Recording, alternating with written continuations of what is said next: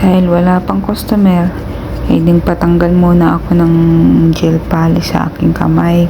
Dahil sabi ni madam, itry daw namin yung bagong product na ice cream gel. Kaya ito nga, pinatanggal ko muna doon sa isa kong kasama yung isa kong gel na nakalagay sa kamay ko. Pagkatapos nga tanggalin yung gel polish ko, kinuskus niya muna para maiangat yung mga dry skin ko. Para mamaya pag kinat, madali lang siyang tanggalin. Ito nga, kinat na nga niya. Para tanggal yung dry skin ko sa balat.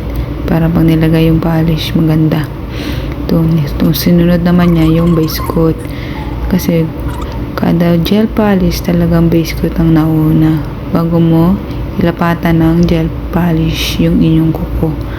And nilapatan na niya ng polish, guys. Pinagawa ko sa kanya 3 coat. And then pagkatapos naman malagyan lahat ng polish yung aking kamay, top coat naman nilagay niya. Yan na nga, finished product. Yan. Ito na lamang po. Maraming salamat.